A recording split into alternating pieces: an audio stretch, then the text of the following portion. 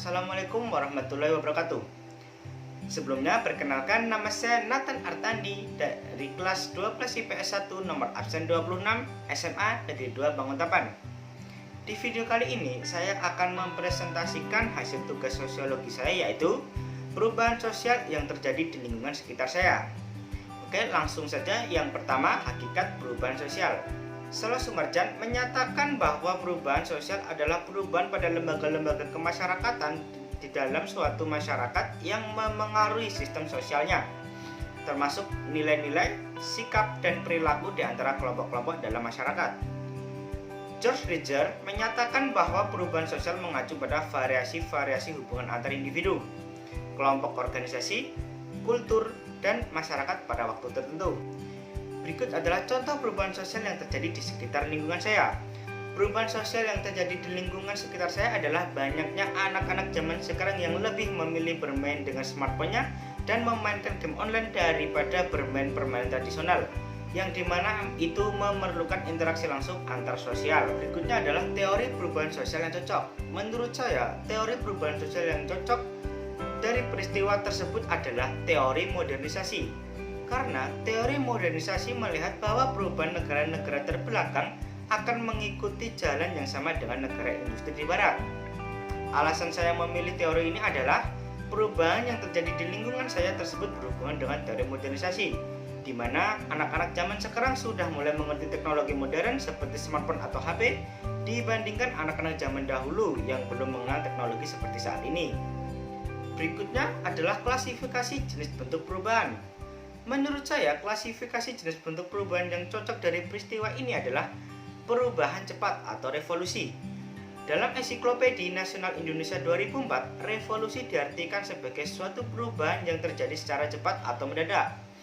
Perubahan tersebut dianggap revolusi karena mengubah sendi-sendi pokok dari kehidupan masyarakat seperti sistem kekeluargaan, hubungan sosial, dan sebagainya.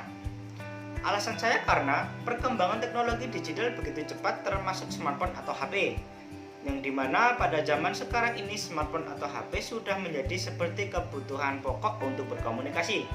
Ditambah lagi situasi pandemi COVID-19 yang memaksa kita harus mengurangi interaksi dengan orang lain secara langsung.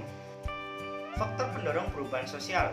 Faktor pendorong perubahan sosial ini adalah perkembangan pesat teknologi komunikasi seperti smartphone ditambah pandemi COVID-19 yang mulai menyebar di Indonesia akhir tahun 2019 lalu, yang menyebabkan semua sekolah di Indonesia terpaksa ditutup dan melakukan pelajaran jarak jauh atau sering disebut daring. Dengan adanya daring ini, beberapa orang tua memberikan anaknya smartphone sendiri, mungkin agar tidak mengganggu aktivitas orang tuanya melalui smartphone tersebut.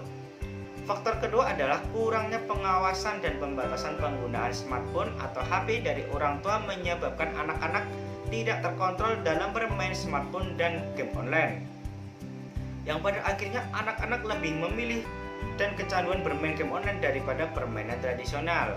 Dampak positif dan negatif. Dampak positif dari perubahan sosial ini adalah anak-anak zaman sekarang lebih mengenal teknologi seperti smartphone atau HP tersebut. Kedua, di situasi pandemi COVID-19 ini, anak-anak menjadi tidak sering keluar rumah dan berkerumun.